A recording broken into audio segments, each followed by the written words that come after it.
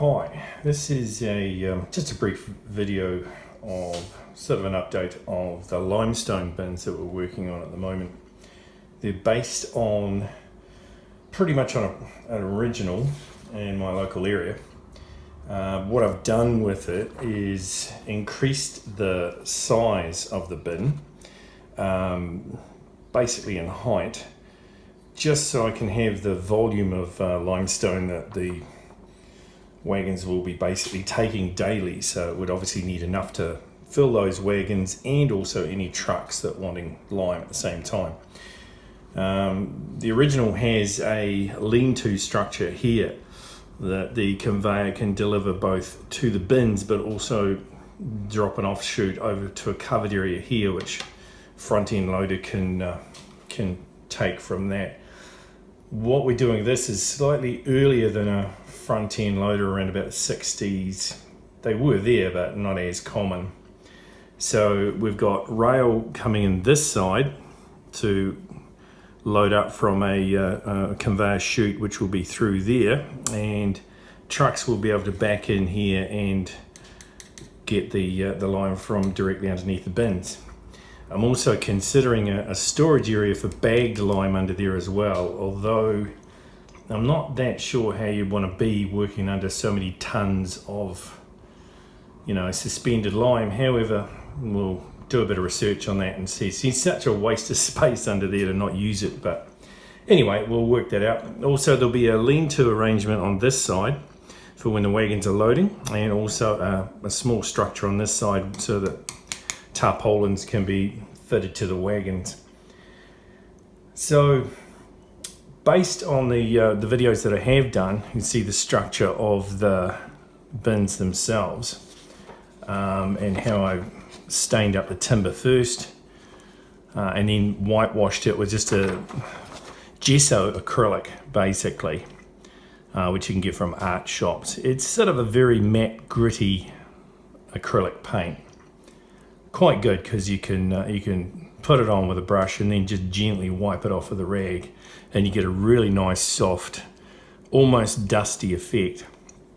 I went over that subsequently with a cream acrylic, fairly washed out, just to give you that I suppose you could say whitewash patina that you get with this. It's basically raw timber, and then all the limestone has basically just dusted all that whole area, so it gives you a very whitewashy, dusted effect. So that's what we're going for, and I'm pretty happy with the results. They seem to have come up pretty much the way I wanted them to. Most of those nuts and bolts worked in really well. They're just styrene punched. So yeah, I have increased the height from the original bins. Would have only been up to about there. They were also right to the floor without this angled feed, but I like the look of that. It adds another structure to it. So I've combined this structure with the prototype with one or two others to get this bin arrangement. So you can see the other video to get sort of ideas on that. The bulk of that is, all of it is basswood stained with a spirit timber stain, black. Basically, after you've dipped the timber in the stain, you use a cloth to just remove as much of the wetness away from it as you can. That also takes some of the color, which gives you a lovely aged timber look. Again, the first video I think shows you photos of that, so you can check on that and see what you think. And then the whitewash of gesso, again applied with a brush and rubbed off. Now this is done as individual sticks and then assembled, except these bins here, the actual inside interiors, I stained it and then put it together and then whitewashed it, and the drawback to that was it filled in all those gaps. And you can see from the original, those boards have quite a pronounced, I suppose you could say, gap between them. It's barely there in real life, but it is perceivable to the eye. So unfortunately I had to then go back and poke those all in with a scalpel blade, which was time consuming to say the least. However, it really improved the look.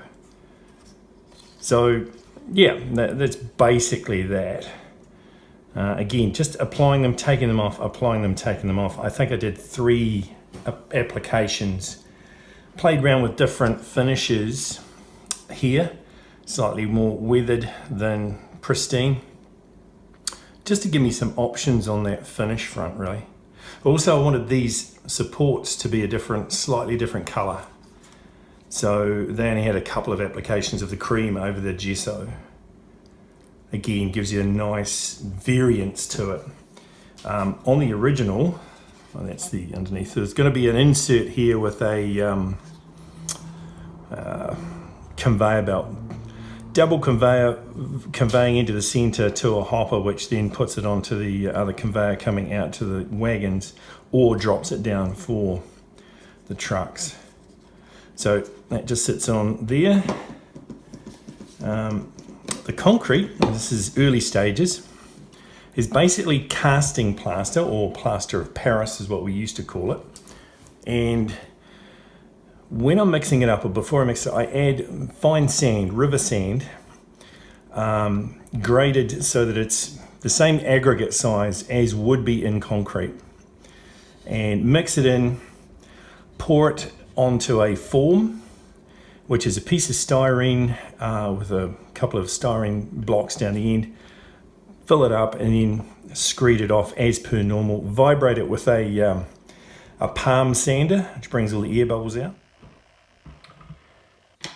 So these are the brushes that we were talking about. That one's, I suppose you could say it's a polyester type thing. It's reasonably stiff, but it won't take the plaster back to the aggregate just on its own. It's a good tidying up brush. So this one is brass. There is also in the set, sorry, excuse me, a steel one available as well. So the principle is basically put a mask over it wherever you want to. You don't have to, but you've got more control. And just give it a hoozle up with the brass brush. Pays not to just continue in the same direction, keep moving it around, as that will give you a quite a nice finish. And then you can just tidy it up with that at the end. It just takes some of the deeper scratches and softens them a bit. But you get quite a nice exposed aggregate look. It's quite a neat way of doing it. It just takes it one step beyond just ordinary concrete, or a piece of styrene painted to look like concrete. This is the type of form. So any old fairly thick piece of styrene, and use some thick walls the height that you want. Obviously box in the end, pour the plaster in, and then screed it off this way level. And then, as I said, I use a palm sander. I'll have it sitting on the bench beside this, and that just puts up enough vibration to get the air bubbles to the surface, which is kind of important if you're going to do any carving, because although you may not see the air bubbles, you will find them when you carve. This is a little test section I was doing. I have put some washers on, some washers on that, just to, I think we've done one wash so far. I do 2 or 3. So you can play around with the color with the concrete. You can make it quite dark, as you would if it had algae and lichen and other detritus on it. Weathers up really well. If I'm doing something really interesting with it, such as the limestone blocks, I would tend to prime it first.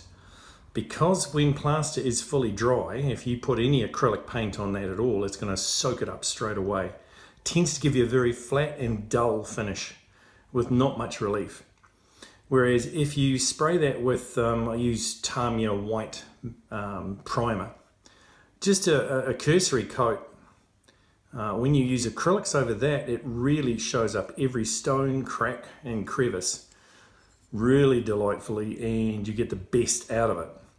You can do washes while it is still in what they call the green state. In other words, it is still ostensibly wet, and that will have a similar effect, although they do tend to fade over time, so you need to seal it with matte medium or something. You can take your completely dry block and immerse it in water, which will give it the wet finish. But I'm always concerned about how many times you can immerse plaster in water before it starts to degrade. I have had 1 or 2 bad experiences with that, so I prefer to use the prime method. Then basically, no matter what I do, I can't break through that primer coat unless I'm really stupid. So you would do all your scratching and your structural carving and whatever you wanted to do first, then prime it, then weather it. So that's the plan. So at the moment, we are still working on this. I've got obviously a roof to go on. I've got the details of the conveyors to go in. As you can see on the original, there's a lot of interesting roof walks, well, catwalks. Rather weird, it comes up here and across that way, but there's a ladder beside it, and then you go up to this for whatever reason, but it is quite cool. It's open at the top and on the other side as well, which is pretty cool because, again, it's going to have limestone in there, and it would be really good to be able to actually look in from the side and see the limestone. That's the plan anyway. Sorry, this thing's been a bit silly. So yeah, that is the plan. We'll have a mound of limestone in there sitting on a piece of board, all weathered in so you can't see. On the original, we have a heck of a lot of build-up of excess limestone along those lower boards with grasses, etc. They'll be all replicated. Even on the areas that don't have grass, we've got a lot of build-up of limestone along there, which is really good. We'll do that. That overall effect is what we're going to have, and that will dovetail nicely into the office section, which